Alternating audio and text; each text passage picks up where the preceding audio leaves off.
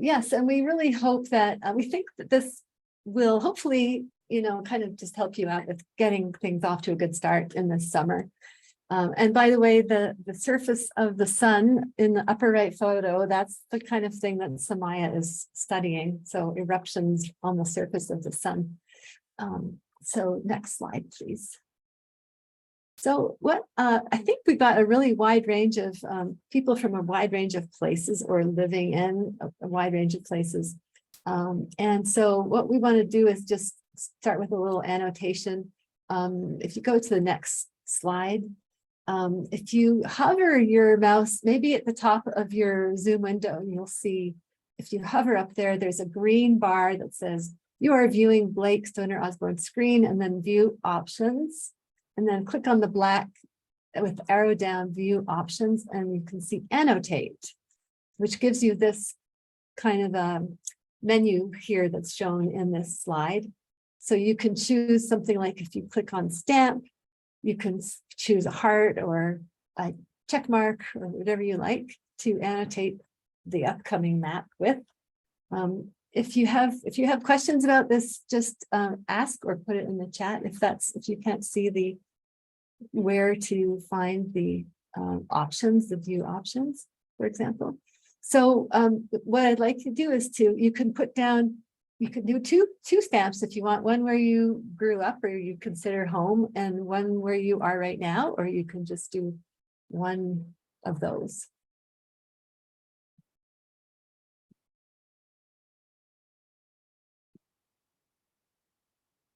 So we have Michigan, Rhode Island, South Carolina, oh, and North Carolina, Alabama, Florida, Blake, you're in Hawaii, you could do one in Hawaii. I can do one for you there. And California, Colorado, New Mexico, Minnesota, and a whole bunch in the upper Northeast, including Maine, hi Bigelow.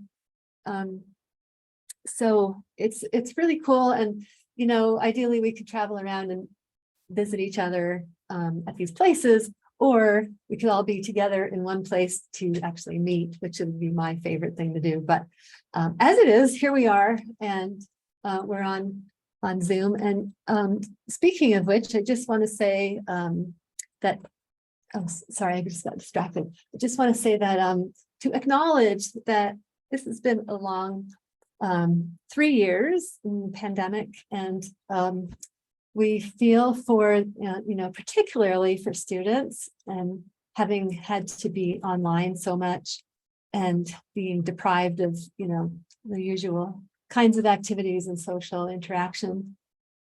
So good for you. You made it through, and so we just wanted to acknowledge that that's been hard. And I don't know if Blake or Samaiyah, Rose, if any of you want to just add anything, and then we just want to kind of make a space to let you comment on that, either, on miking or in the chat, just like how you're doing. Yeah, just shout out in the chat or on mic and tell us if you're enjoying the solitude or if you're so sick of Zoom that your head is going to explode. Any of those things in between.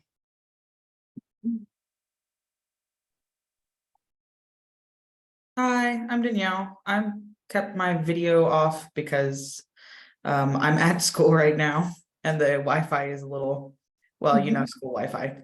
And I also couldn't find the edit thing, but I'm from Texas originally, but I am here in Denver and I have been since 2015.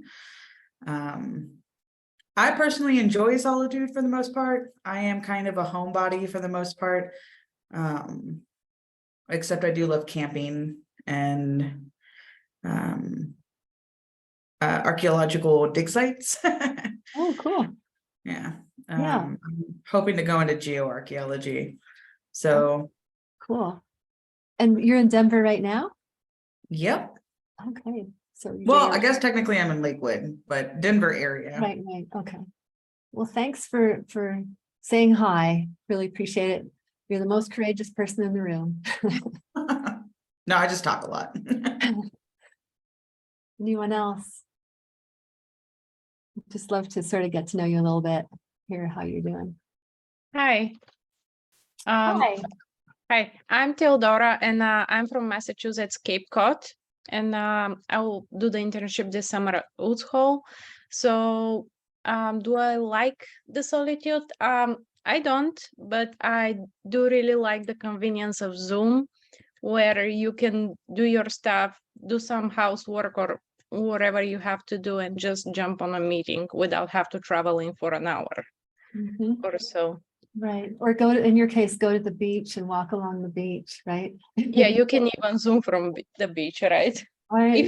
If you have the Wi-Fi Right. with the service. Yeah. Yeah. It really, I guess being an introvert has been pretty helpful if you're introverted. I'm kind of both, like I need a bit of both. Thanks. And you go by Teddy? Yes, Thanks, it's Teddy. easier. So, and Nora has written in the chat, we have a bunch of grad students all doing research and projects with local governments on sustainability projects. Wow, that's awesome this summer. And you're watching it as a group. Okay, to avoid the chaos of all of the talking. All right. Hi, everybody. Anyone else? I'm just ready for everything to sort of try to get back to normal. I mean, if it makes you guys feel any better, like my senior year of undergrad, I had all of these really cool classes and like research cruises planned. And a week before everything was supposed to start, everything got canceled. So I extended my graduation by a semester to do all of these things, and then it was just canceled. And then we were just sitting at home in sadness. Oh, that's brutal, especially the cruise part. Cruises, scientific cruises. All right, well, thank you for sharing. And yeah, we just want you to take good care of yourselves and take care of each other. Okay, next slide, please. All right, and so here's some pictures from different internships that people, oh, I guess we should clear out, I'm gonna clear out all the drawings. There we go.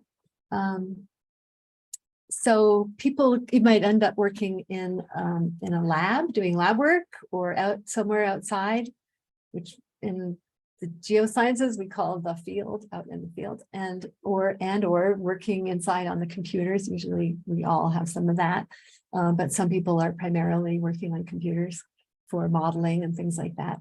So it's a good chance for you to kind of try things out, see if you like this whole thing of research, which is really different from doing a coursework where it's a little bit more of like, study for the test. I mean, some courses for sure have projects, but this is, really project-based, and it can be kind of messy and hard and rewarding at the same time.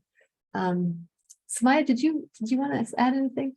Yeah, I just wanted to, let you guys know from my perspective, back when I was doing undergraduate research experiences, I think I did maybe 4 REUs, 2 in 1 year. I was very overly ambitious, but in each one of them, I was equally as anxious and just terrified and felt overwhelmed by the amount of stuff I didn't know, and kind of intimidated by my advisors and the research project that I was doing and my limited knowledge.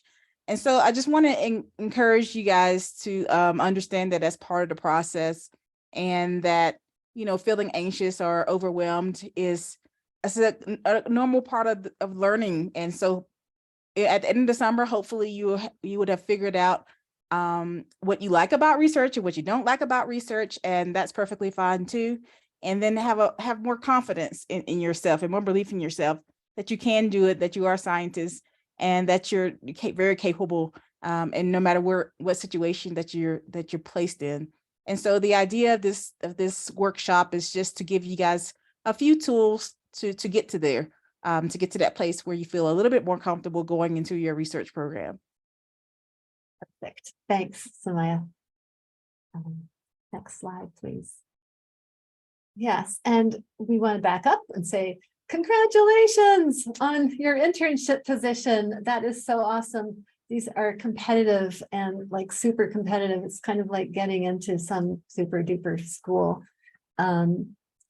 So good for you. And this experience, even should your research project flop or, it probably won't, but, if you have some big problems with it, it's still valuable project experience. And this graph down here on the right was from a survey from the Chronicle for Higher Education of something like 1,300 employers. And the importance of internships was rated very highly, or like it was either the most highly or most commonly rated highly by these employers.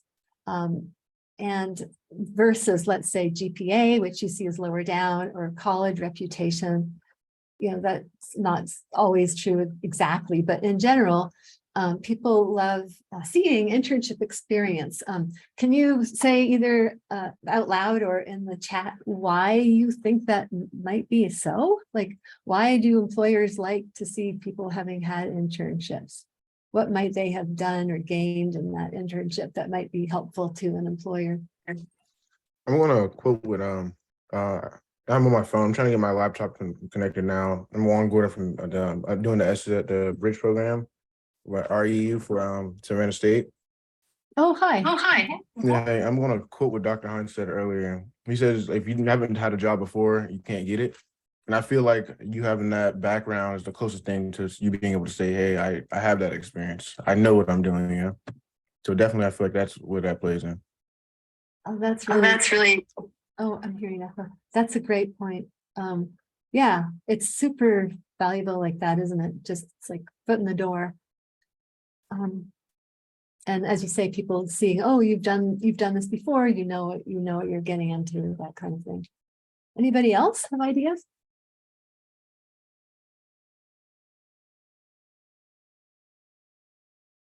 Really just to build on that, I suppose, is I think one of the biggest reasons why they value the internship over the employment, because the employment can be a lot of different things. You know what I mean? While it does give you a certain, I know how a job works, and this is experience in and of itself, the internship really makes them understand that I've done this type of work before. I've worked, as someone said in the chat, I've worked with a team, and I understand the value of research and developing certain skills for that research.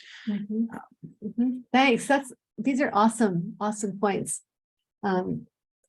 Yes, I think you're totally right. And plus you get that experience because you're getting that experience, you gain those skills. And so, yeah, so it looks like Jaden they prove adaptability as well as interest in research.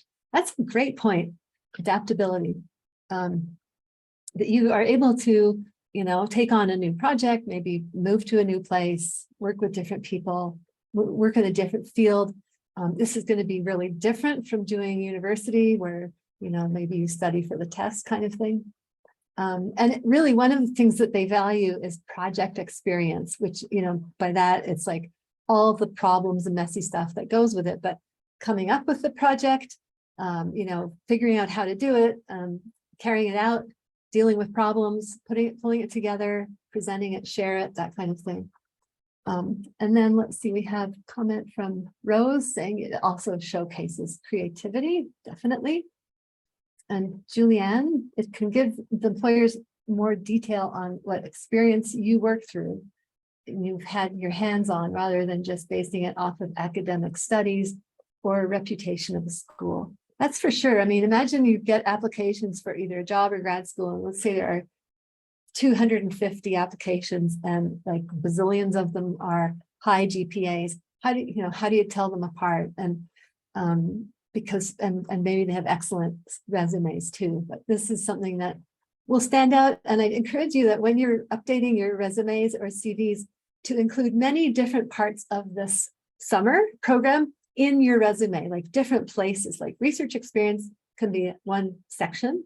And then under presentations, you could have another, let's see, technical skills. You could say, I worked on using Python on this project doing such and such. And you can really show how and you were selected for this position, like it can be a big part of your resume and make it rich. Let's see, anyone else? Should we move on? Oh, I guess the last thing is ideally you have fun, or that it's a good experience. I mean, some of it will be hard, but overall, we hope it's a good experience. Next slide, please.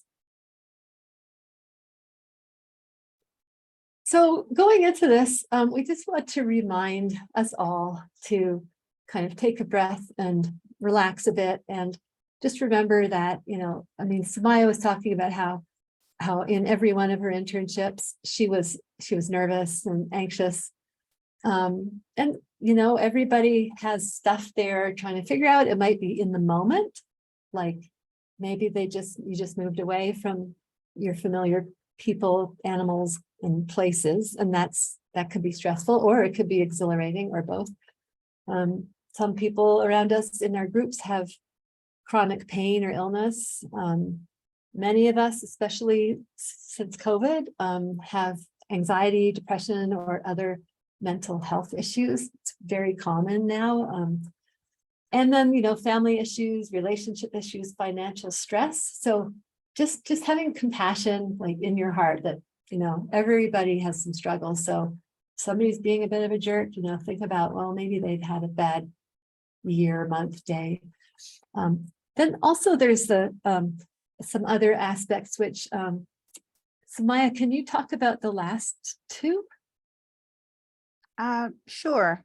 So a lot of times when you're coming into these research programs, for a lot of people, they've never encountered this type of environment. Especially if it's your first time doing research, if your research doesn't offer it like an institution, or it can be a very different environment. For instance, if you are going to a different city with a different type of demographics, and if you are like me, a person of color who's in science, is not that many people of color in science, it's not that many women in science. So a lot of these things can play into the amount of anxiety that you're feeling when you're trying to perform at your best.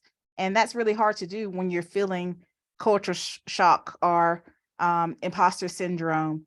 And so it's really important to try to be patient with yourself and be patient with other people around you. You may or may not recognize that they identify as one of these groups that are underrepresented, or you may not know that they're experiencing culture shock from a small town to a big city. So just be patient with yourself as well as others around you. And, we'll talk about a little bit later about how to stand up for people around you and advocate for yourself as well.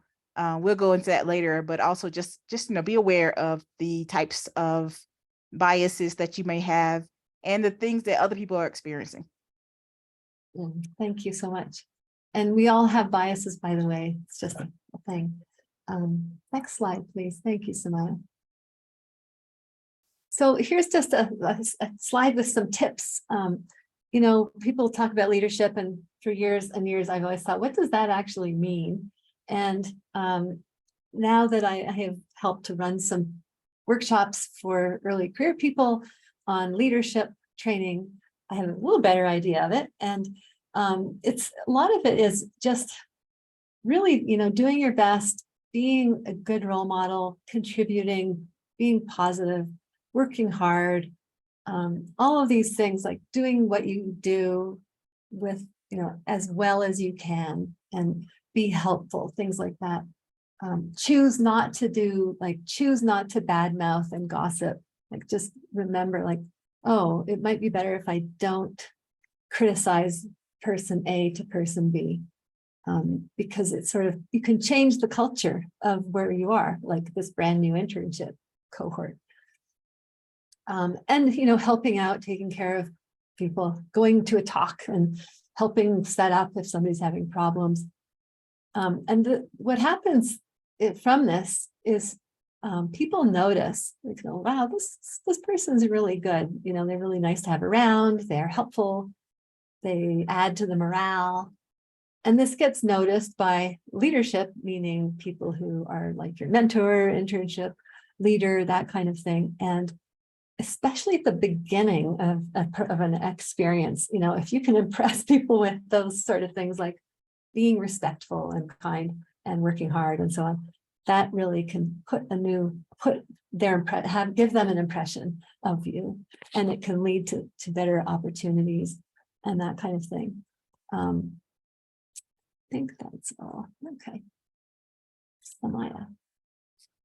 So in this next slide, this is an article that has from the Undergraduate Research Journal that describes 5 essential skills for each undergraduate researcher that they need. So if you go ahead and skip forward on the cursor, some of those might populate. Yeah.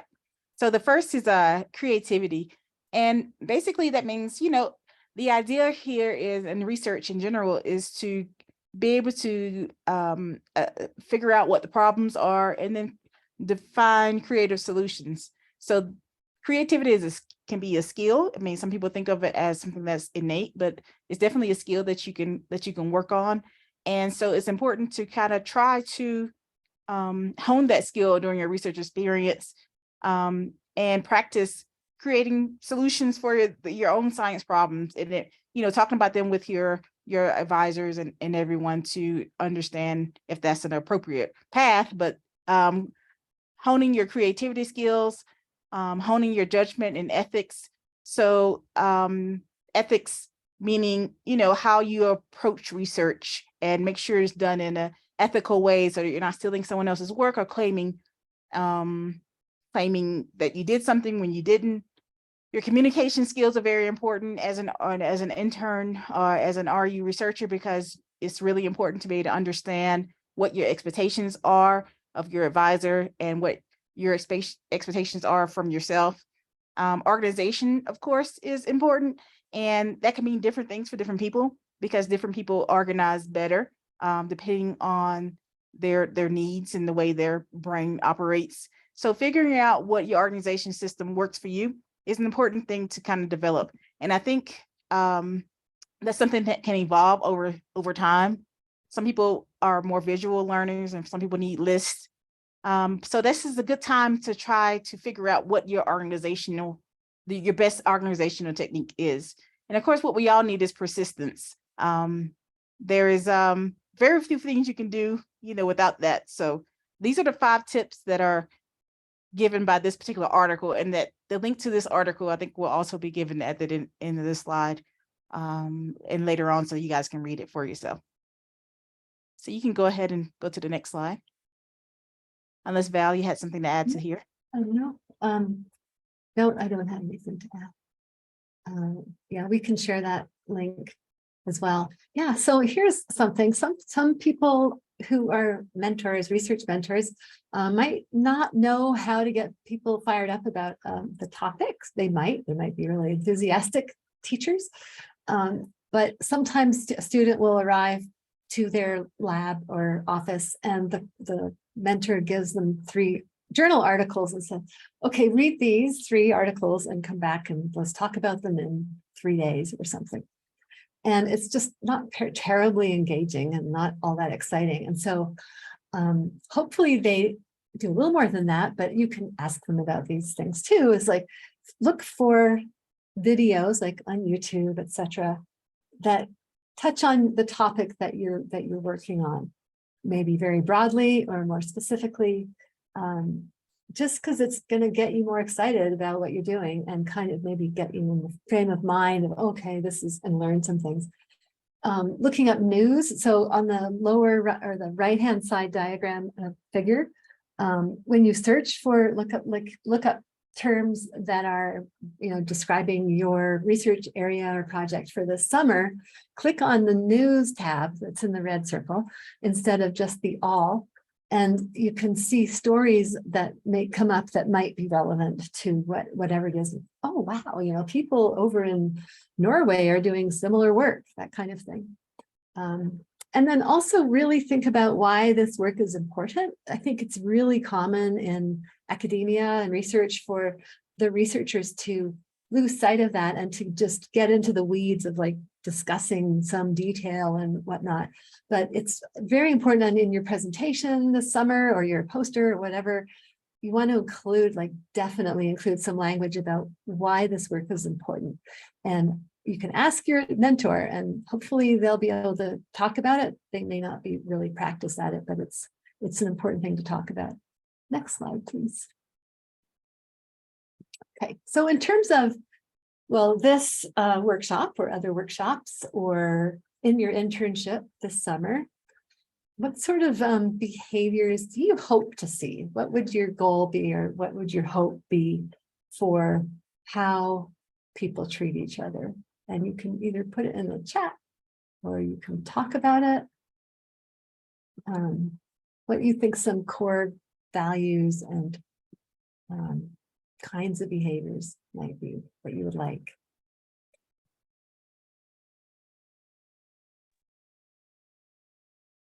Well, I guess I'll go again. Sure. Mario says inclusivity, which is, top tier on that one, actually. For me, I have run into a lot of issues. So my house was flooded. The upstairs neighbors got their toilet line exploded. So something that I am very thankful for that they have shown is a kindness and an understanding, because we were supposed to go see the St. Vrain River this week, and that's not going to happen. But they were like super kind about it and very understanding, and was even like, we have plenty of time, deal with what you have to deal with. So for me, understanding and the kindness was very, and the communication is definitely top tier for me. That's really helps. It's huge, isn't it? Yeah. When you said you'd had a lot of issues, and I thought, well, aren't you in just like your first week? Right. That's what I said. I was like, oh my God, like this is the first week of my internship and everything is just Wow, turning upside down. So yeah. Well, I'm super glad that people are being kind and supportive, because it does make all the difference. it does a We have lot. a couple of in the chat. We have inclusivity, so including people. Yeah, that's just awesome. Like, don't be like middle school, mutual assistance with new and difficult tasks. Yes, you can support each other, and you're probably on some chats together or whatever app, and you can say, hey people, I need help with statistics. Can anybody meet with me tonight or tomorrow to look at this part of statistics? And it can help each other with that. Or I'm doing the GRE this summer. Has anybody done it? Help each other out. Daniel says, I would say everyone being able to share ideas regarding topics, research, or opinions while being respected. Good one. I think respect is like key in that. Even if you disagree with people, you might want to avoid certain topics because some things just kind of can get out of hand, like sometimes. But on the other hand, if you can practice listening with each other and be respectful and sort of, say, well, I don't agree, but, I appreciate you sharing your views. So being respected and not being, whatever, put down or yelled at, that would be a good one, right? Any others? If you were writing a code of conduct, what would you put in it, for example? What would you say you don't want? Appreciating the work everybody does. Thanks, Leo. Yeah, really, that's really nice. Okay. Maybe one more. No harassment. Guess that goes with the other ones, the flip side. Blake, do you want to talk about it? Sure. I just found that there was a bunch of grad students that were advising in the program that I was a part of a few years ago, and they were all just super helpful in helping me get my ideas together and thinking about, do you want to do research long term? Do you want to do something else? And they were able to introduce me to a lot of people that really kind of kickstarted my career. So I would really encourage you guys to set up like just little casual coffee chats with people, because everyone's super willing to help. Yeah, and be brave and ask other people's mentors if you can have coffee with them, because it's not like you only can talk to that one person. Maybe there are people who have, scientific interests that you're really curious about, or something like you want to hear more about what they're doing. Good and consistent communication, that is key, isn't it, Michael? It's like, this is a big part of having good relationships and having a good summer, having a good experience. I know I struggle with it in my own personal life, trying to be a better listener, for example. And when I do listen well, I'm really surprised at the great response I get in my family, for example. Okay, well, let's all aim to hold up to those values and behaviors, and both here and also out when you go out and about in your internship. Okay, Samaiyah. Yeah, so if you go to right now, we're gonna switch a kind of a gear to talking about how you can better advocate for yourself, as well as communicate with your mentor or your advisor. And the idea in the next few slides are just suggestions to think about how to do that. You can go to the next slide. Blake, do you want to talk about this one?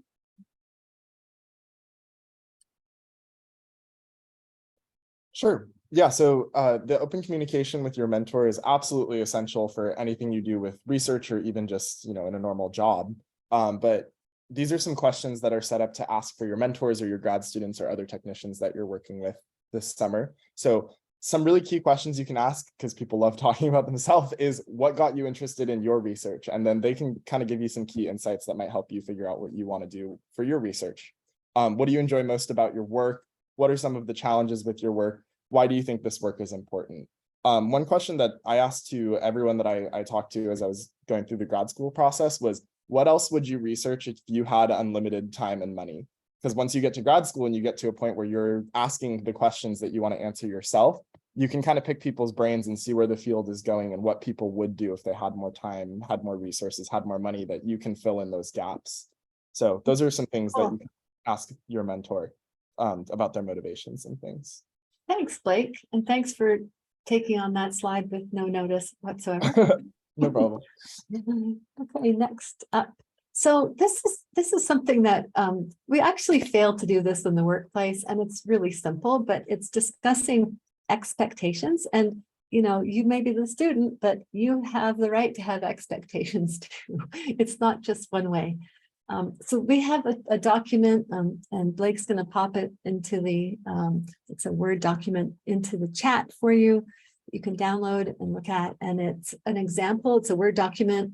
I did send these slides and documents to the main person in your internship, like your internship leaders, managers, so they know about this, and you can talk to them like, I'd like to do this with my mentor, or that kind of thing. Or you can just talk to your mentor and say, hey, this is something that can help with setting up a plan for the summer, just so we're on the same page. Like, for example, is it okay if I drop by your office without warning? Could we talk every day for 15 minutes in the first few weeks?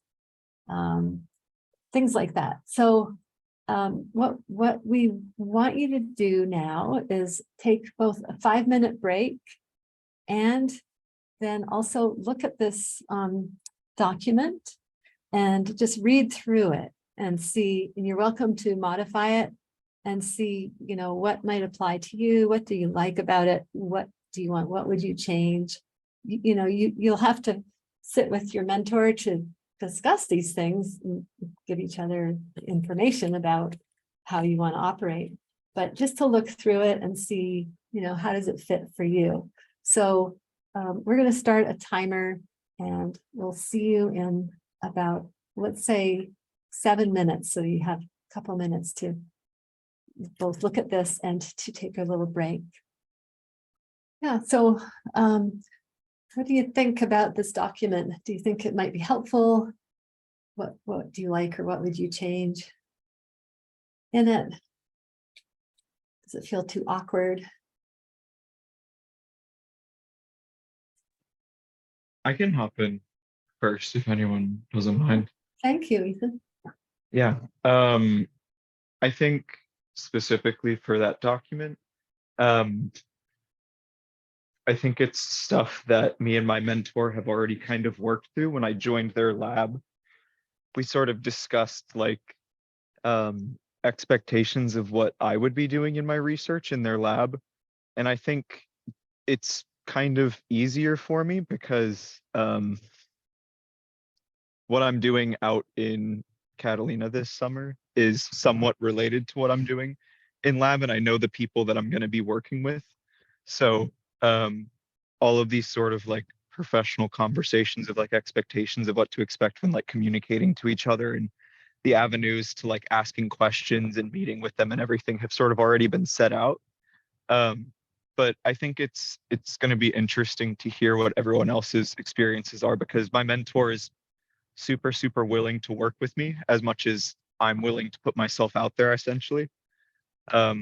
Even though they're super busy, we're able to sort of work together to find times to talk, essentially. Yeah, that's cool. Yeah, it's nice to know that you've got all that sort of established kind of understanding and network with people. Mm-hmm.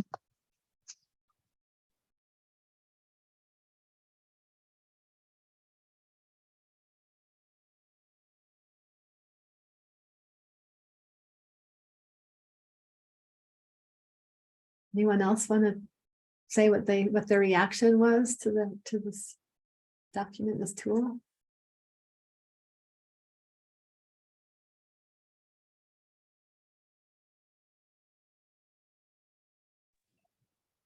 I guess I can go. Okay, thanks. No problem. So I think it's a pretty cool concept in a way, because it kind of like establishes how me as someone who literally is going in blind can just communicate with someone who can at times can be intimidating. I don't know if I'm speaking for someone else or not, but when you're looking at people who have years in a specific field, it might be intimidating to be like, hey, so can we just sit down for like a minute or two?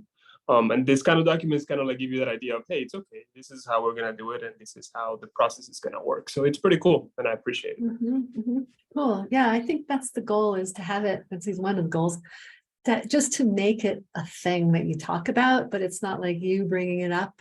It's like, oh, it's on this paper that we got at this workshop. They suggested that we do this, and it's their fault if these questions are awkward. Yeah, thanks. Anyone else?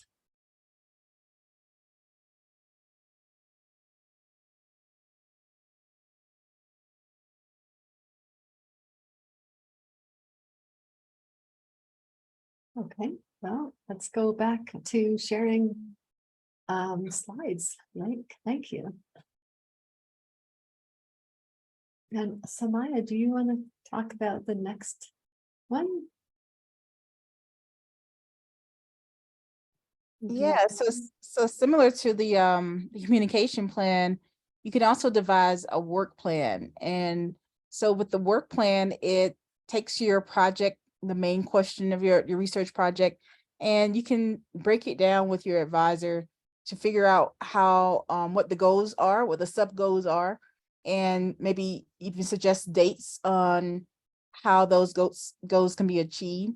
Sometimes this helps alleviate stress for the students, because kind of what to expect throughout the summer. It also establishes other things, like it lets the advisor know when you need to go away, when they need to go away for absences or for vacation. It also establishes things like a typical work day, and what you can expect at the end of the summer for what are some deliverables from the project? If you're expected to make a presentation or a poster, or if it's something to that you're going to submit to a journal. That way you have a clear expectation of what needs to be happened by the end of the summer, and you can break it up into smaller tasks. And that might be useful for people who, especially for the first time doing research, you may not be able to, you may not know how to manage such a large project. So, so this might be helpful for you and your mentor to do as well. Mm-hmm. Yeah, great points. And, you know, you can use that tool to talk to the advisors about, like, just, you know, get them to talk more about the project, because they don't really remember that you don't know, maybe they don't remember that you aren't familiar with the project really, and that kind of thing. And so, you know, talking about these things can also, and it shows you what they think. Like, for example, with the absences, you know, do they want to know, you know, if you're going to be away because you're sick or something, and do they want to have you at work at the same time, like core hours, the same time of the week, that kind of thing. And you don't, you know, these are just different tools. So yeah, and I can't remember who was going to, Blake, you were going to talk about this. Yeah, so this is an outline for something called an individual development plan. These are things that are pretty common at different universities. And basically the goal here is so that you can explore different things outside of your research that might help you professionally. So if there's certain workshops you might not have attended otherwise, or there's certain projects you want to initiate that aren't necessarily a part of your research plan, this is a way to help organize and to get those going. So it's a helpful career planning tool to help you reflect on what would matter to you, what are some of your strengths and weaknesses, what do you want to develop, and you can set some goals that are short, medium, or long term.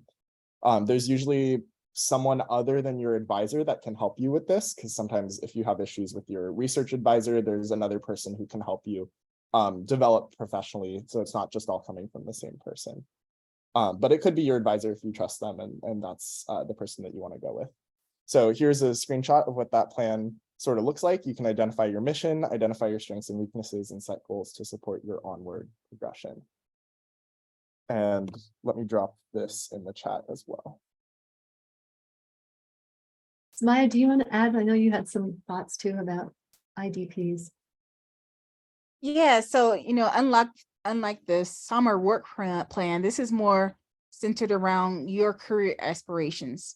For instance, if you maybe want to do research, or maybe you don't, or if you're thinking about teaching, this plan will help you figure out what things you need to develop or try on a long-term basis to figure out what things are needed. So maybe your advisor or mentor might be just focused on you going to graduate school and becoming a full-time researcher, like, or whatever position they are in. But if you work with someone other than your advisor or your advisor, like Blake mentioned, and think about, well, maybe I like to teach. This type of plan will help you plan to create opportunities for you to teach. Maybe during graduate school, you can be a lab assistant, or while you're undergraduate, you might consider volunteering to do outreach or volunteering to work in a classroom, things like that. So this gives you a much broader perspective and a much broader plan for your future career. Yeah, thanks. It's another tool to let you talk about awkward things too. Like, if you think that your advisor is really, really determined that, you know, this could be for undergrad or graduate school, like, oh, you're going to go on and stay in academia, and actually you want to explore what else is out there, that can be a place that can help talk about it. I'd also like to chime in before we move on. Just the fact that you guys, you know, have all these tools to create all these plans, but it's also okay if, you know, you don't hit every single expectation that you set up for yourself. I don't know about you guys, but like for me, I'm super motivated at the beginning of this, like at the beginning of a project. And I sort of I have all these ideas that I want to do. And I set really high standards and goals for myself. And I feel like sometimes I'm a little bit overzealous. So it's also okay if you don't, meet every single expectation you set up for yourself, because in research, things happen. Not everything always goes according to plan. And it's okay to also forgive yourself if you're not, meeting every single thing. Like everybody is like that, and it's okay. Mhm. Yes. Forgiving yourself. I mean, I felt for years like I was a failure because I didn't stay in academia and become a permanent professor. I literally thought I was like a failure. And, I ended up loving my job, and I'm not actually a professor, but I felt guilty. Okay, so we want to talk a bit about what's the difference between a supervisor and a mentor. And just to point out, first of all, that the word mentor is being used all the time now in internships, and it has another meaning. It's a more expansive meaning that is not always true. So you might have a research supervisor who's called a mentor. So your supervisor in your internship can be called a mentor, but maybe not do the things that mentors we think of long-term as doing. And so Samaiyah, do you want to chime in? Yeah, so a research advisor is mostly going to be concerned about your research, your summer research task, or your research task in general. So these people are going to help you define your goals. They're going to have regular meetings with you, and they're going to have regular deadlines, and they're going to monitor your research project. A mentor is someone who's more concerned about your overall well-being as a whole person, and that can be your career, also on a personal level. So they are someone who is responsible for ensuring that you feel supported. And so a mentor could be several different people, and we'll talk about it a little bit later, but there is a distinction between the two. So sometimes we want supervisors, the people who are guiding our research, to also be mentors, but often that's not the case. In fact, it could be a very toxic relationship. So you can seek mentors outside of your research supervisor, and look for people who are interested in providing feedback for your career and for your research project, but also for just your overall career goal. Yeah, thank you for that good explanation. It's true, like, so the word mentor is used commonly in the internship, so you just go with it, but in the rest of life, a mentor, as I see it, is somebody who believes in you. If you think of somebody who believes in you, and then you can talk to and is supportive, helps you kind of look at the big picture. That's, it could be a relative too. Next. So the original, like in, European history, the example, and probably other parts of the world's history to some extent, there's a model of mentoring, which is master apprentice. And so today, maybe if you want to learn to be a carpenter, excuse me, maybe do an internship as well as maybe some training in a college. This model assumes that the master knows all, kind of like Yoda, and the apprentice learns all. And a couple of problems with this model is that it's assuming that one mentor has all the knowledge you need, which is not really reasonable, and that person has endless time and energy, but also that the mentee doesn't. You all have valuable experience, life experience, and wisdom that you can share with your mentor, whether that be scientific or about education, or about being a young person, or for example, a lot of faculty, like the majority in the sciences, tend to be the more permanent, like senior faculty tend to be white, straight men. And so, you can teach them about, well, what is it like to be part of the LGBTQ? It's not your job to do that. Don't feel obligated, but you definitely have all kinds of different experience that you could bring. And I think personally that faculty and mentors need to hear about experiences that people have so that they can get it better and understand, oh, I'm really privileged and I haven't had to deal with that. So maybe it's that you're a first generation college student, or you're a veteran, or you're a person of color, or you have hidden disabilities, or you have mental health issues, or multiple identities.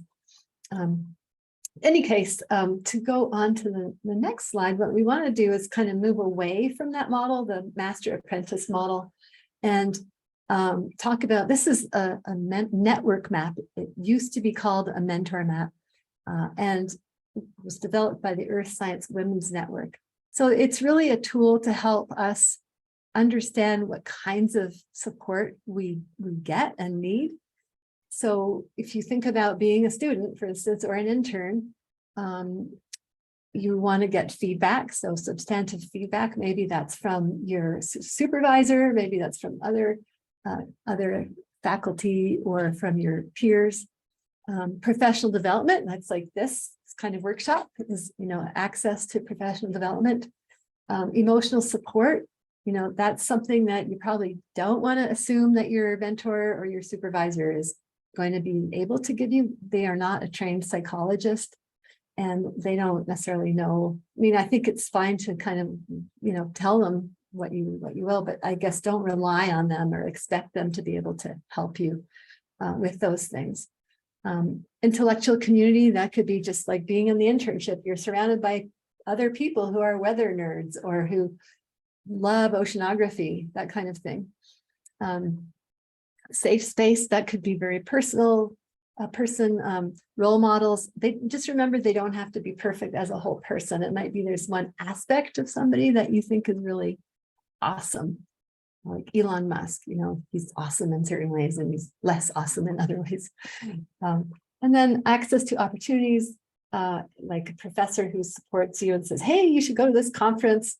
Sponsorship would be somebody who, say, nominates you for something, a fellowship or an award or something. And maybe talks you up to people. And accountability, that can be like a friend or family or anybody who says, are you sure you really enjoy this? Or it could be, boy, you've been slacking off. Like, are you thinking about getting to work now? Like maybe your roommate, or I mean, it's a little touchy there, but anyway. So if you go to the next slide, please. It's a little blurry and we can share these with you, but you can see suggestions of potential kinds of people roles of people who might fill these support roles for you. So, like friends, family, organizations, best friend, working scientist, that kind of thing. And so oh yeah, go ahead, Samaiyah. I forgot about this.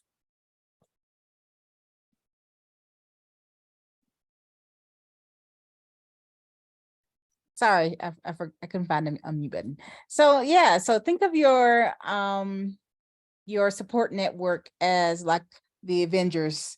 Everyone has a different role and it has different skills and abilities, and separately they may not be able to defeat Thanos, but together they can accomplish a lot.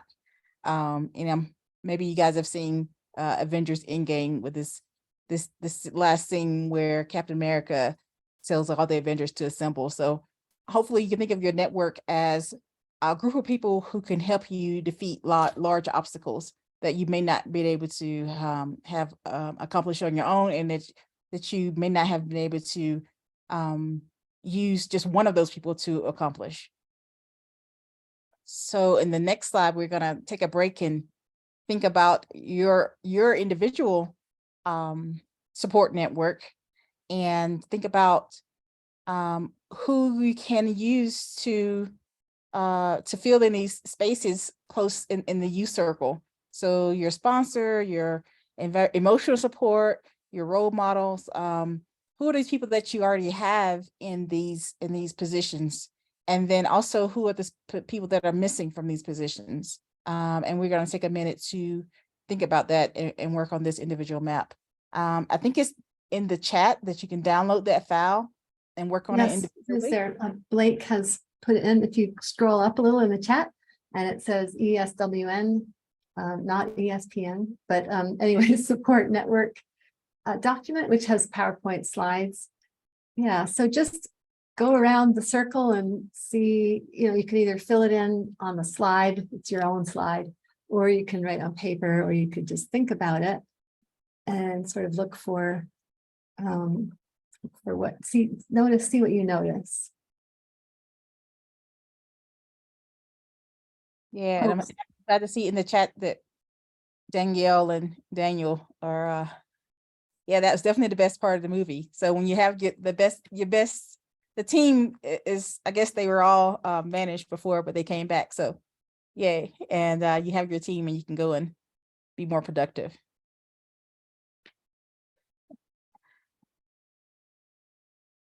It was such a good part. It was. There's like videos of you on YouTube of the audience reaction to in the theater to that part when Oh yeah, I knew better than to watch it in theaters. I waited for it to come out because I like screamed the entire movie. it was an awesome movie. It was a good movie. I don't know if we want to set a timer or just take a couple minutes, Val. Yeah, let's just take 2 minutes. Okay. I'll set a timer. This can be like a full workshop activity that we're not doing, but it's at least kind of gives us a chance to see, where do we have good support? Where do we need more people to cover those areas?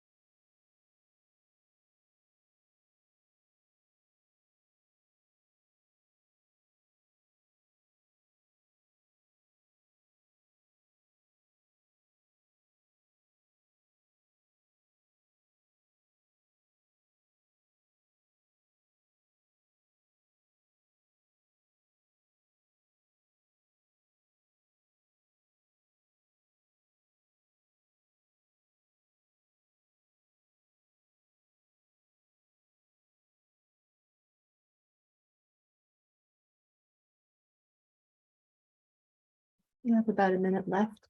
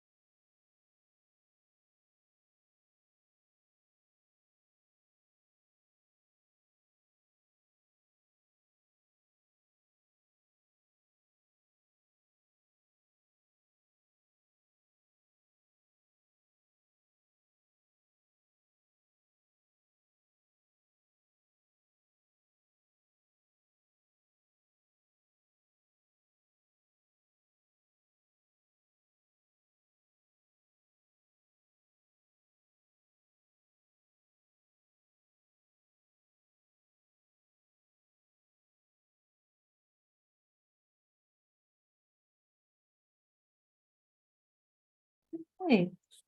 Well, thank you for taking the time to look at that and think about it. Does anybody feel like they want to share? It can be just general, like I noticed that, what's missing, or what's you got a lot of, or something like that. What did you notice? Feel free to put it in the chat or to talk.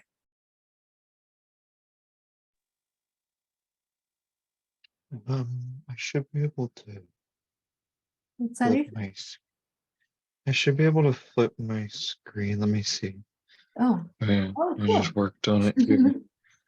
I mean, I realized that like I think even though I felt like I feel pretty safe behind like the connections that I've made, and I feel like I have a lot of avenues to sort of progress in my professional development and also have like support in an emotional sense from the people that I have around me. But like I'm realizing like my Rita is my mentor.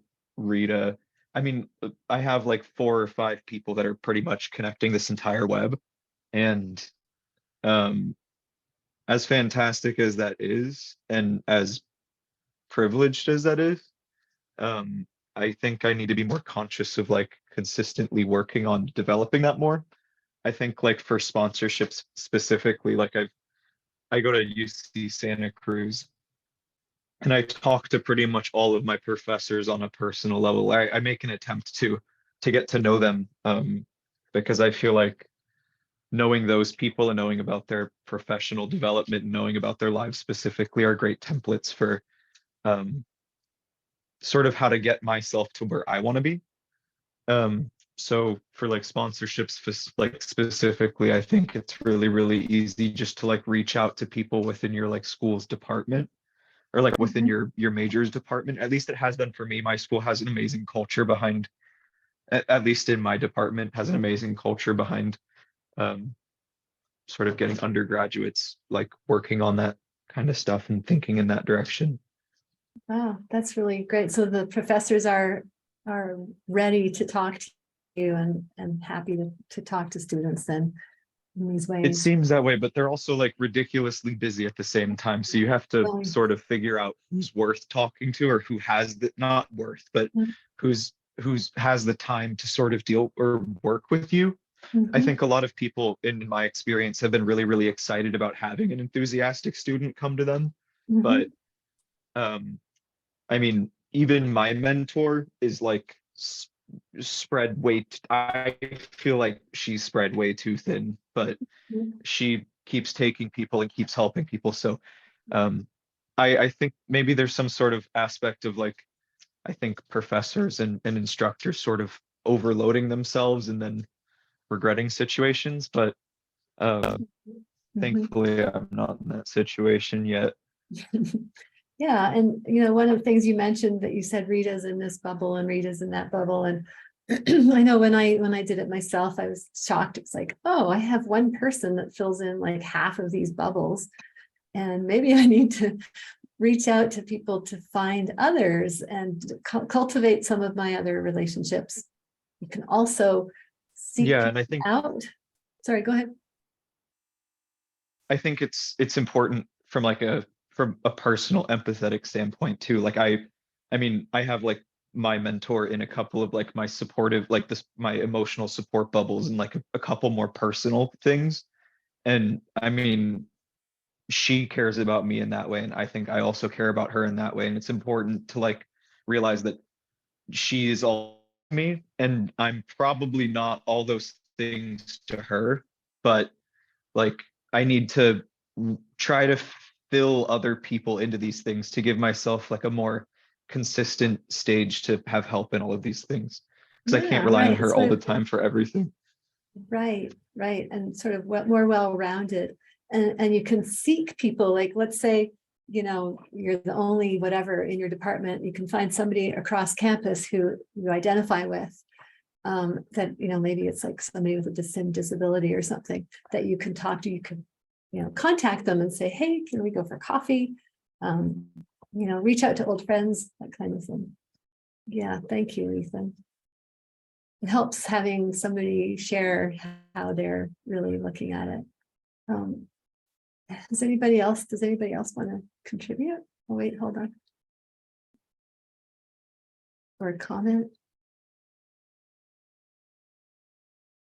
Any big gaps?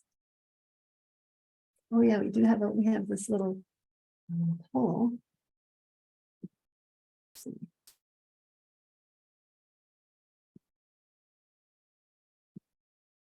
Oh, I don't know how to do it. Never mind. Oh, relaunch poll. Here we go. Did that pop up? Thanks, Teddy. You can click on more than one also.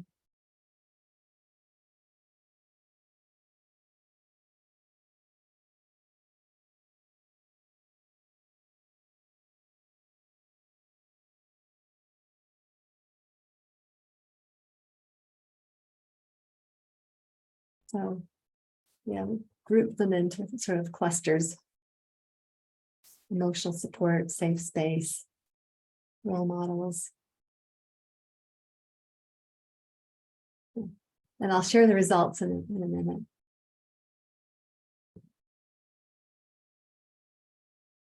We have 22 responses, 23.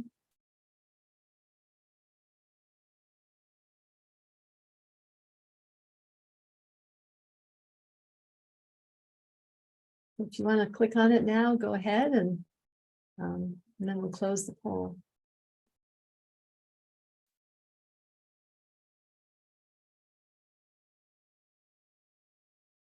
All right, so 27 people answered it, and here are the results. Can you see the results? Yes, okay. So it looks like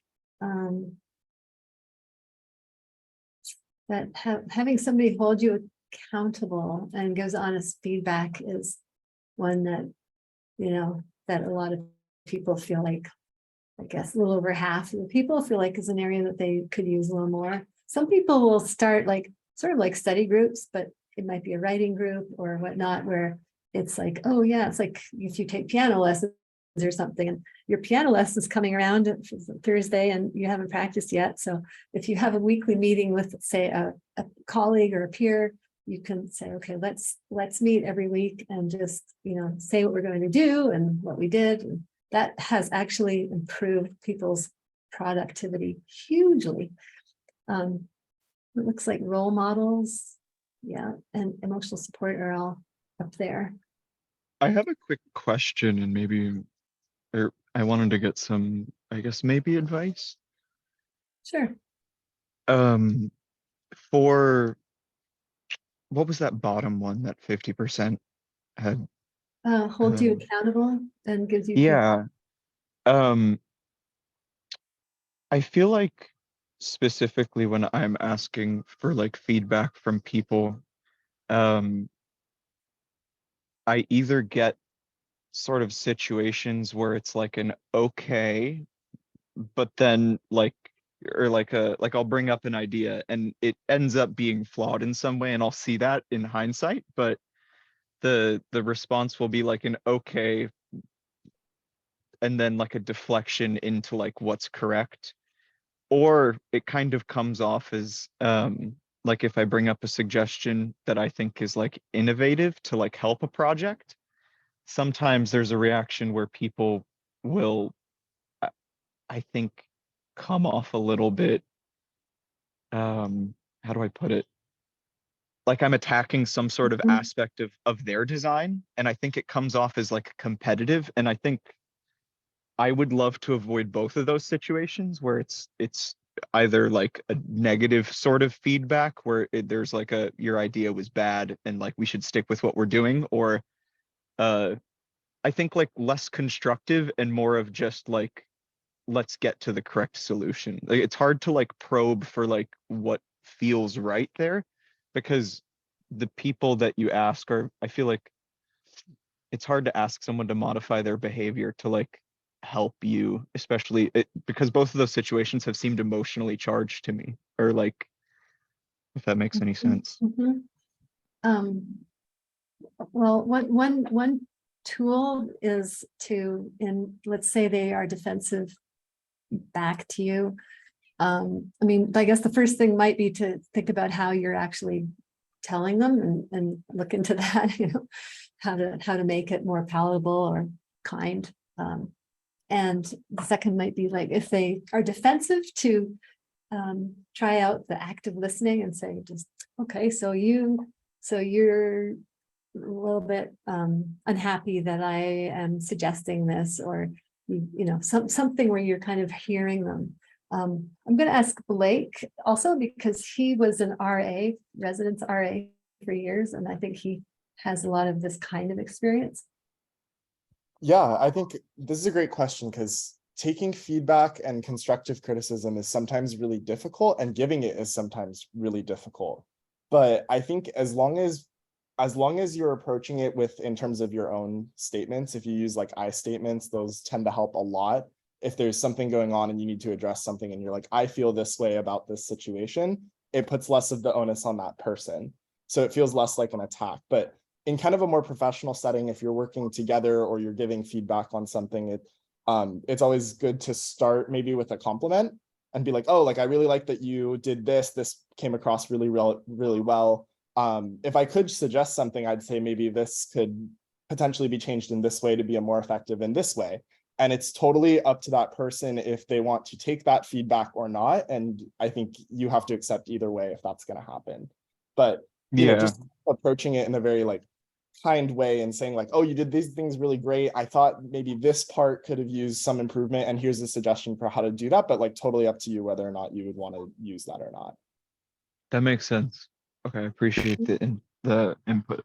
No, and you'll get a lot of practice with this as it goes on. So like, no worries, like you will learn a lot through this experience, through other experiences you have in school, and like those things get easier over time with practice for sure.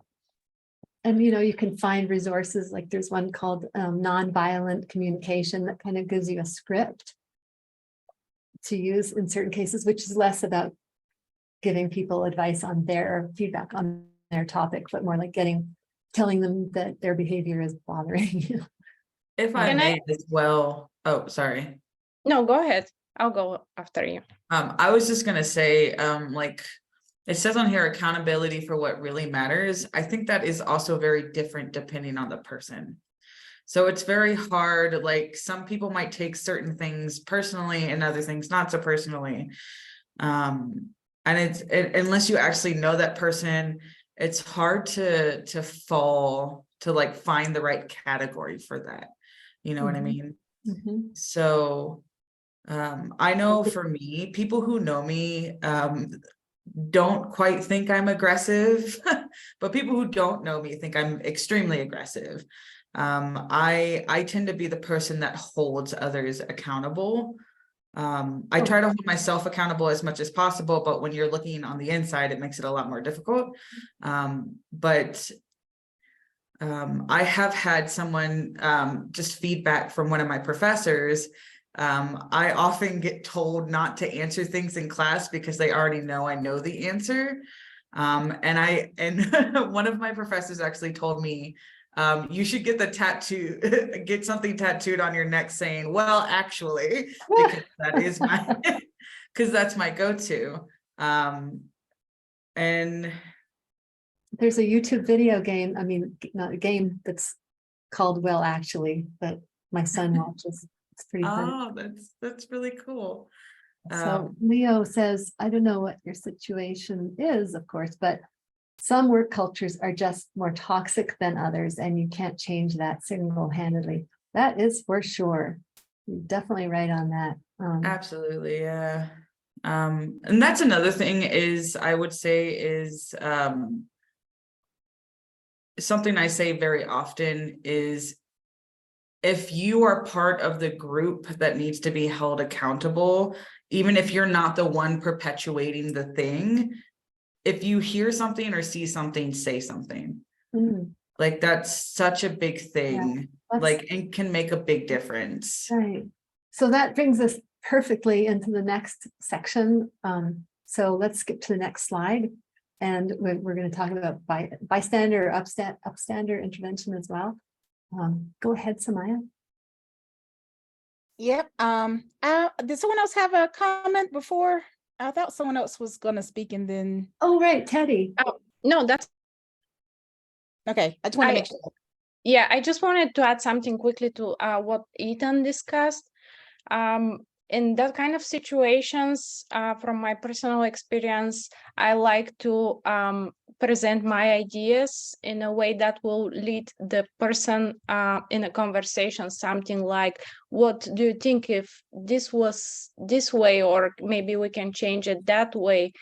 In this way you can see what the person thinks, and it may be helpful to make it, just think differently. And That's- it's okay, communication, it's hard. That's a great approach, like to ask Yeah. questions in a really like neutral, non-judgmental way. And Yeah. so what are you thinking? Or especially if it's like about a project, for example. Yeah, exactly. Thanks. Yeah, cool. Awesome. you. Yeah. Thanks. Yeah, and that kind of goes to what we're going to talk about next, which is creating inclusive research experiences. So I know that sometimes this inclusive work environment could be a hot topic for some people, and they may automatically become defensive, and maybe also feels a little bit out of control for students. Maybe you think that it should be something that the administration or your mentors will be more responsible for, but the idea here is that that we are each have some power and some power to make a difference in the environment that we're in, even if it's in a small role. And so it's important to understand other people's experiences.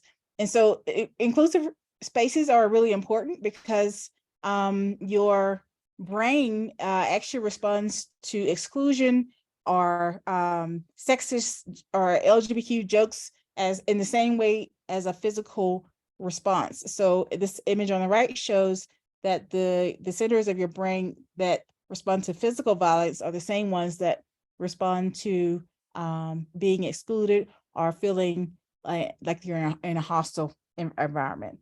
So you can go to the next slide. So, oops, sorry. No, go ahead. Okay. Yeah. So what are hostile environments? And it sounds like some of you have a lot of familiarity with those, unfortunately.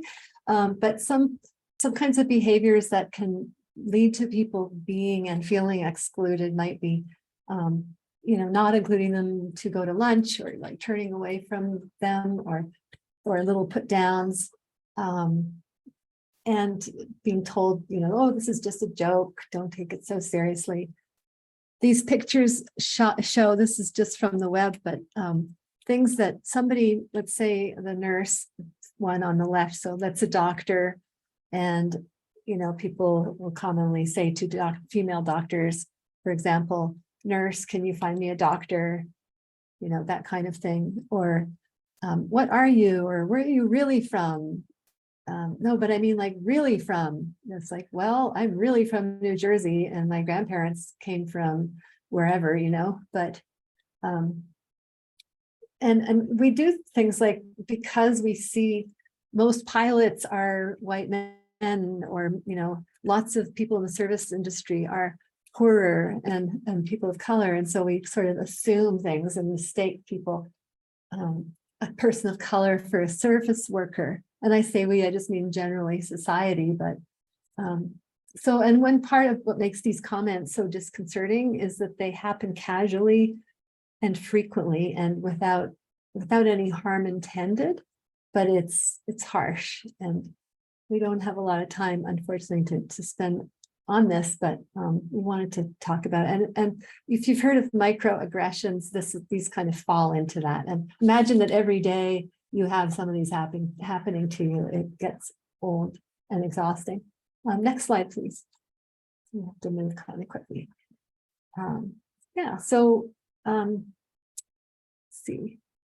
Samaiyah, do you want to talk about this, or should I?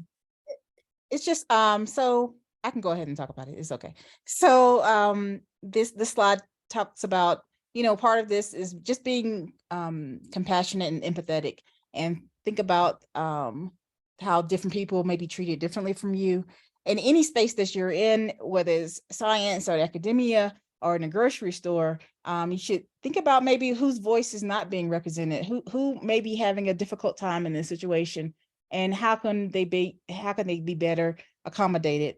And so, and we know that from science that being excluded in difficult situations affects the way we can, our ability to do our job, our ability to do science. And so it's really important for each of us to take some responsibility to make that different in our environments. Mhm. Yeah, there's a 4-minute video that's shown there, brief but spectacular. That's a pretty interesting story. And I just want to point out Blake's comment, and just to read that because he has some good advice in there. And in any case, more and more people are speaking up about harassment in science, in the field, in Antarctica, racism, and people going out to do field work out in a national park or wherever, experiencing harassment based on how they look. Next slide, please. So we want to just go through quickly what's called the 5 Ds of being an upstander. So that's a bystander who is intervening. So if you see somebody being harassed or excluded or the subject of hurtful comments, and this might be in the context of maybe even indirectly, like you're with a group of students and maybe the faculty member tells a horrible joke that is really offensive, and people just laugh and they don't do anything. And that happens. So what do you do if especially if you are not the target, you're not the person that is sort of the target and indirectly of that joke, for example, or if somebody in a meeting uses a slur and describes somebody in a way that is not really culturally acceptable these days. So one approach to this is to respond directly to the person, and just to say right off the bat, it might be, let's just assume it's not a physical interaction or conflict, but more like in a meeting or gathering, to say, gosh, ouch, ouch. People say to use this, ouch. And then it's like, it brings people's attention to you. Go like, yeah, I really like what you were saying about your points, but when you came to using that word to describe so-and-so, that really made me uncomfortable, or you can say, ouch, I just want to earmark this. We don't have to talk about it now, but it would be great if we can talk about it later, but I just wanted to note that this is a point where I'm uncomfortable with what somebody just said, so-and-so just said. It can be hard to do that if you're not in a position of power. If you are in a position of power, you really have to do something about it, because if you don't, you're sanctioning, you're saying it's okay to talk like that.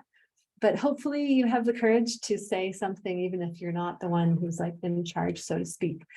And then follow up, by the way, I think that's another one later, with the person who was the target. A second one is to distract. So let's say you're in a room and it's really intense. There's an argument happening in the dorm or something.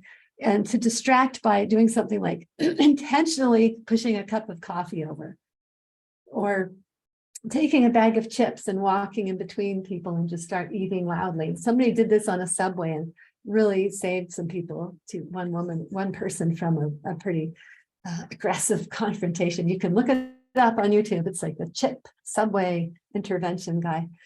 Next slide, please.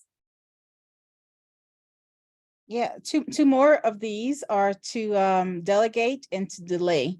So to delegate means to ask someone else, especially if you're not in a position of power, maybe speak to someone else who is in a position of power to help resolve the situation, or to just help talk about how harmful those words were with the person who said them. Another option is to delay. So that means to check in with the person that was attacked personally later. But from a personal experience, this does not feel good. As a person of color who has came after a meeting, if something happens, then someone will come up to me, oh, I didn't really like the way that person said that, and I'm sorry that he said that. What's much more helpful is if that person will go to the person who said it. So the attacker, or the person who not say attacker, but the person who said something disrespectful or harmful, and say, I really didn't like that you said that about that person. And so, because again, if you don't address it with the person who said it, it puts the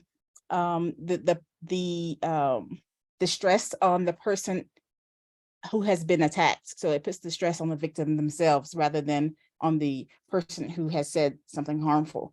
So it's much more impactful if you do that. Thanks, that's super helpful.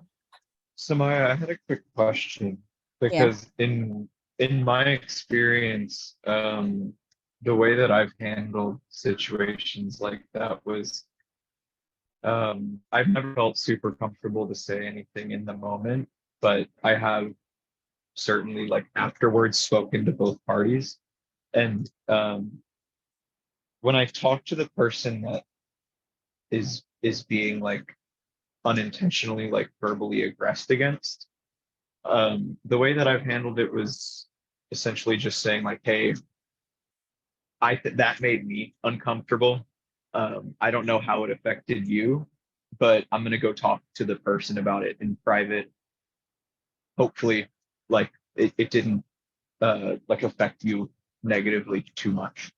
But I could totally see like areas for where it could have. And that's had good reception. Does that like sound like a positive way of approaching it? Or do you think that's sort of, I could also see an argument for it being sort of like pick me-esque, where it's like, oh, I'm gonna go solve this situation. And I'm in a pretty privileged position myself. So like it comes off as like a little bit like white knighty almost. But I don't know. Yeah, I think that approach is good, especially since, again, you're not just going to talk to the person that was victimized. I'll use the word victimized in quotations, but you're saying that you're going to talk to the other person who did who need to be corrected. And so I think that's a good approach. And to try to like de-stress them sort of and like take off the responsibility of having to deal with that. Because I know that those situations can be not only like stressful, but I mean exhausting too, if you go through them on a regular basis. And I know for some people that's unfortunately common. Right, exactly. And it just allows them to let them know that they're seen by you. And I don't think that it screams pick me, or unless you do it in front of a crowd, or you're recording it or something to make yourself look good in front of other people. But if you're doing it on private one-on-one paid basis, then I think that's the best approach. Yeah, I liked your opening line of, I don't know how this made you feel, but I noticed it and it made me really uncomfortable. I like that a lot. And then I'm going to go talk to that person. And then the person who was the target can choose whether or not to share anything or respond however they want. So thanks for that. Exactly. Yeah. In my experience, the person actually would go out, they didn't realize, and they went out and next lecture made like a public announcement, which I thought was really, really impressive on their part. Oh, great. That's cool. That's good. Okay, next slide, please. Sorry, before we move on, I'd just like to jump in and say in RA training, something they tell us to do in these situations is sometimes the person who is aggressed against might not want you to do anything. So it is important to go up and say, hey, like, I noticed that this happened and that made me feel really uncomfortable. Like, how are you feeling? And is there anything I can do to help? Is there something that you'd like me to do? Like, and sometimes they'll say no, like, oh, thank you so much for like acknowledging that happened. It made me really uncomfortable, but I don't really want you to do anything about it. So sometimes asking the person what they would like to be done in that situation can be helpful too. Right, especially if there's some kind of relationship between those two people, like advisor, advisee or something, and it's like, you're kind of messing a little bit. It's a good point. I've definitely been in that situation where someone said something that was not the best, and then someone came up to me after, and I didn't want to talk to my advisor about it. It was just something that wasn't comfortable for me. So I was like, it's okay, like, thanks, I'm glad that I have an ally. Oh yeah, okay. So it just not to assume that you have to do anything is good too. Ask the person what can be done. Thanks a lot for sharing that, Blake. Next slide, please. Yeah, and so just to wrap up the 5Ds document, you can use your camera, video, you can write an email to yourself, or something that is tangible that you can keep and share if needed. Okay, next slide, please. We just have a few more we want to wrap up with. So research is showing, surprise, surprise, that if somebody receives an act of kindness, they pay it back, and not to the same person necessarily, but somebody else. And it ends up creating a culture of generosity this picture shows a situation where a gentleman on the subway platform tripped and he fell, and his leg got stuck in the space between the platform and the train, and he couldn't get out, and people couldn't get him out. So the crowd in the subway, together, they pushed the train a little bit, tilting it, and were able to get the fellow out and his leg out, and he was checked out at the hospital, and he was not seriously injured. And it's just kind of a cool example of how, together people can really support another person. So let's see, next slide, please. Yeah, so those are socks up from the upper right comic cartoon. And so we want to encourage you to check in with each other, like take care of yourself if you need to, like take time by yourself, or check in, like, what do I really want to do? Do I really want to go out? Or things like that. But check in with each other. You guys can be family to each other this summer in your cohort. And if you can get tight, you can support each other through doing the research and, all kinds of things. So creating and inviting, like being inclusive, like if you have a potluck dinner or a big spaghetti dinner, invite everybody, don't leave people out. Next slide. Can I say did you want to something? add?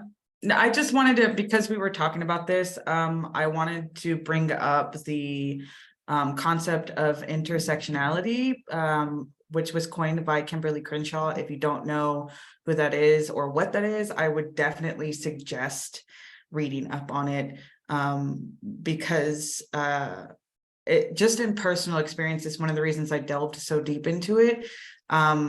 Like I've literally been told you can't corner the market. Like, it's not everything. You can't do everything. You can't be mad about everything. And I'm just like, intersectionality just basically means like there are like thank you.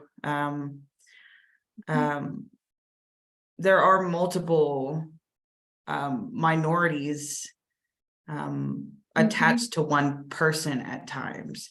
You know what I mean? Like identities, right? Yes. You can be Black and a woman. You could be a woman and Jewish. You can be, there's just a lot of different things that come up. Yeah. That right. can definitely affect that. And it's not a one or the other thing. It is very often a combination thereof. And so people like that tend to be hit more often with that racism or sexism or, whatever ism that is happening in the moment. And you are allowed to say something for any of it.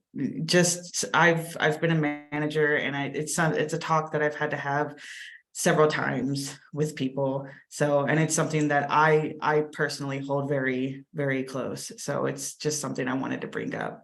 Sorry for interrupting. To speak about those, like how that impacts you, or like with respect to whichever identities you're thinking about. Like you feel like it's that you're able to speak up about that. Is that right? Yes. Just because I've had and before I started working in the financial aid office, at my previous job, I had one person who, because it was a warehouse job, so very heavy on the male, very lenient on the female. And I am female presenting, so it is something I got a lot. And then when certain people found out I was Jewish, that was a whole nother basket. So it's definitely something I've had to deal with personally, and something that actually brought me into anthropology. So right. Cool. Thank you for sharing that. Next slide, please. So just to review quickly, like the things that we talked about today, the tools include the communication plan document, the work plan document, the individual development plan document, the support network map. And if you didn't download those, you can still download them if you go back up in the chat. You can also ask your internship leader for those materials.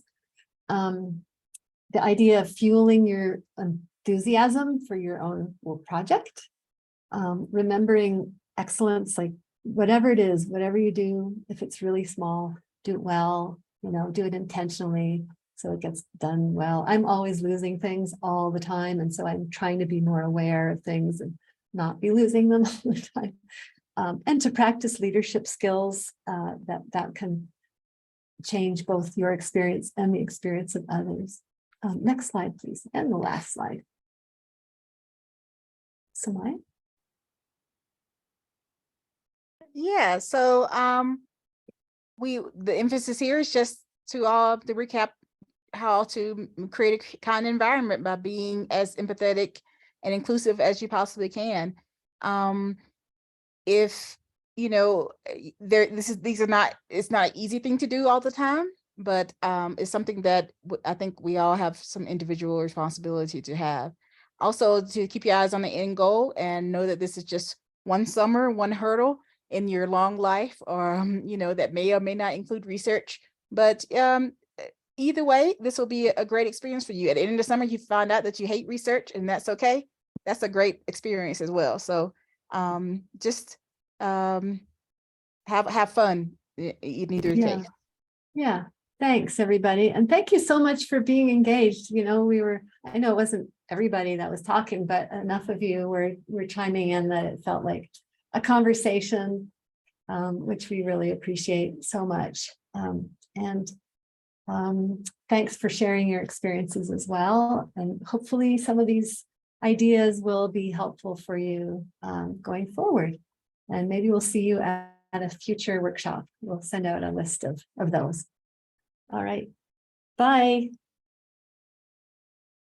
Thank you. You're welcome. Thank you. Sure. Welcome. Goodbye. Bye.